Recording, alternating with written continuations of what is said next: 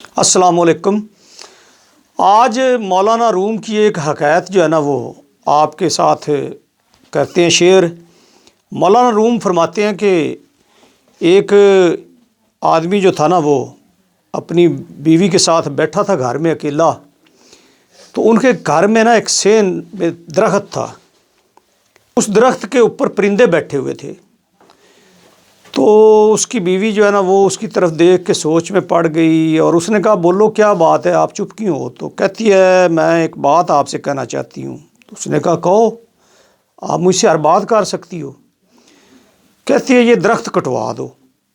وہ بندہ بڑا حیران ہوا کہ درخت کے تو اتنے ہمیں فائدے ہیں، مطلب سایہ دیتا ہے، دھوپ میں ماحول اچھا رہتا ہے، تو اتنی مشکل سے یہ بڑا ہوا ہے، تو گھر میں درخت کا تو فائدہ ہی ہے۔ اس نے کہا نہیں، درخت کٹوانے کی وجہ کیا ہے، کیوں کٹوانا چاہتی ہوں؟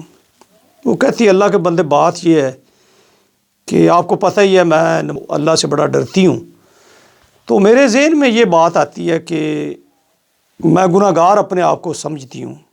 اس نے کہا اتنی بیوی تو میری واقعی نیک ہے اور یہ ساری عبادات بھی کرتی ہے۔ تو اس نے کہا پھر کیا کرنا ہے، کیوں کٹوانا چاہتی ہو؟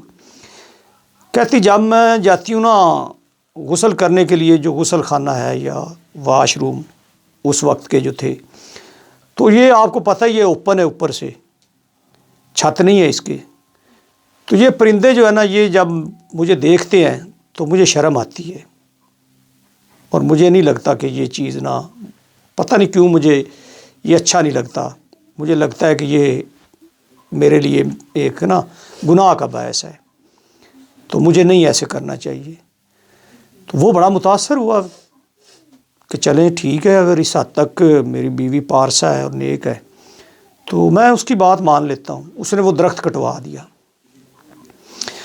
اب اس بندے کو نا کام پڑا، کوئی گھر سے باہر گیا کسی دوسرے شہر میں، تو 8-10 دن کا کام تھا، وہ کام جلدی ختم ہو گیا، وقت سے پہلے گھر آیا نا، تو اس نے کیا دیکھا کہ اس کی بیوی جو ہے نا ایک غیر مرد کے ساتھ بیٹھی ہوئی ہے اور غلط حالت میں دیکھ لیا اس نے۔ تو اس نے کہا کہ یہ کیا کیا ہے تو نے، میرے ساتھ دھوکا کیا ہے، اور تو اتنی پرہیزگار اور شرع کی پابند، درخت بھی کٹوایا، تو بس یہ ہے کہ میں اب تیرے ساتھ نہیں رہ سکتا۔ اس نے طلاق دے دی اس کو۔ اب اس کے بعد اس نے سوچا کہ اب طلاق دی ہے تو ظاہر ہے لوگ پتہ چلے گا لوگوں کو، تو یہاں پہ میں اتنا زیادہ میری عزت تھی، تو اب میں کس کو یہ بتاؤں گا، اور میں تو نہیں فیس کر سکتا، شرم کے مارے نا اس نے وہ شہر بھی چھوڑ دیا، کسی دوسرے شہر میں چلا گیا۔ تو کہتے ہیں کہ وہاں پہ وہ رہتے رہتے نا ایک سنار تھا، اس کے پاس اس کا جانا آنا ہو گیا۔ تو ایک دن وہ سنار کے پاس جا رہا تھا، تو اس نے دیکھا ایک فقیر جو ہے وہ بھی سنار کے وہ دکان کے سامنے آ کے نا، تو کافی رش لوگوں کا، تو اس نے دیکھا باہر نکل کے، تو وہ جھاڑو دے رہے تھے سڑک پہ۔ اب اس نے پوچھا کہ یہ کیوں ایسا کر رہے ہو؟ تو کہتے ہیں جی یہ حضرت صاحب جو ہمارے ہیں نا یہ اتنے نیک ہیں کہ ان کے تقوی کا یہ عالم ہے کہ یہ کہتے ہیں کہ جب میں پاؤں رکھتا ہوں نا زمین پہ آگے سڑک پہ، تو مجھے یہ خدشہ رہتا ہے کہ کہیں میرا پاؤں کسی کیڑے مکوڑے پہ نہ آ جائے، کسی اشراط الارض میں سے کسی بھی چیز پہ، اور کوئی چونٹی وغیرہ میرے پاؤں کے نیچے آ کے مسلی نہ جائے، کچلی نہ جائے، اور میں اس کا جواب کیسے دوں گا؟ بڑی بات ہے جی، لوگ اس کے عقیدت مند تھے، وہ پاؤں رکھتا تھا، وہ بھی بڑا متاثر ہوا۔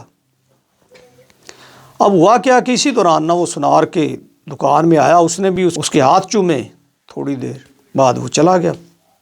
اب وہ تھوڑا سا بھی ٹائم گزرا تو اس نے سنار نے کہا کہ میرا تو جو چور تھا کوئی، اور اس نے تو چور ڈال دیا، اور اسی بندے سے کہا کہ میرا ہار چوری ہو گیا اور تو آیا دکان میں، تیرے علاوہ تو آیا ہی کوئی نہیں، تو میرا چور ہے۔ اس نے جناب پولیس کو بلا لیا، کوتوال آ گیا، اس نے پکڑا اس کو، اور جب پکڑا نا تو اس نے کہا یار میری تلاشی لے لو، جو ہے میں نے نہیں یہ چوری کی۔ تو اس نے کہا یار بات یہ نہیں ہے، وہ مالک کہہ رہا ہے، تو ہمیں تو ظاہر ہے تمہیں پکڑنا ہے، تمہارا چور تو ہی ہے۔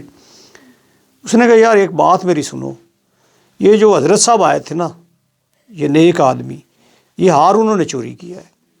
وہ سنار بھی بڑا ناراض ہوا، اور پولیس والے بھی کہ یار تیرا دماغ ٹھیک ہے، ہم اس کو کیسے اس پہ الزام لگائیں یا اس کو پوچھیں، اتنے اس کی عقیدت مند ہے، تو یہ تو امن عامہ کا مسئلہ بن جائے گا۔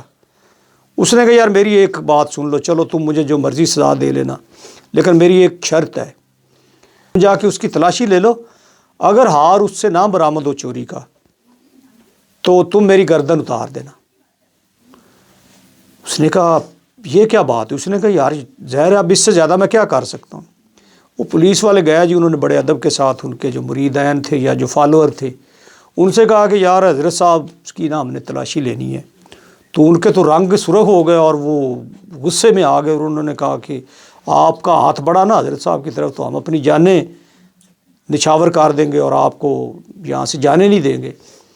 انہوں نے کہا یار ہم بھی حضرت صاحب کی اسی طرح سے تکریم اور عزت کرتے ہیں، مسئلہ یہ ہے کہ یہ جو چور ہم نے پکڑا ہے نا، اس نے ایک عجیب و غریب شرط لگائی ہے۔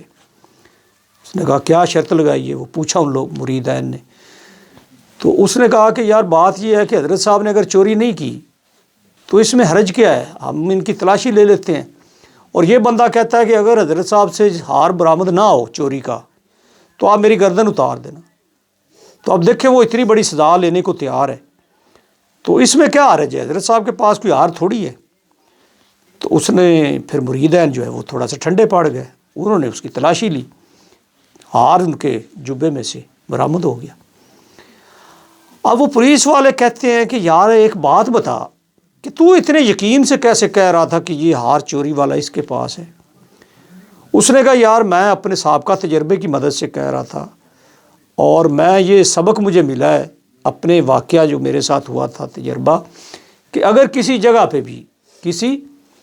پہ بھی حد سے زیادہ پارسائی، یعنی ایک تو پارسائی یہ ہے نا کہ تقوی ہے کہ آپ شرع کے خلاف کوئی کام نہ کریں، اور جو بھی شریعت کہتی ہے، آپ کا مذہب کہتا ہے، اخلاقیات کہتی ہے، اس کے اندر رہ کے کام کریں اور سارے کاروبار کریں روٹین میں۔ اگر اس سے زیادہ کوئی پارسائی کا ڈرامہ کرے، نمائش کرے، تو آپ سمجھ لیں کہ وہاں پہ کوئی دھوکہ ہو رہا ہے، وہاں پہ کوئی ڈرامہ ہو رہا ہے۔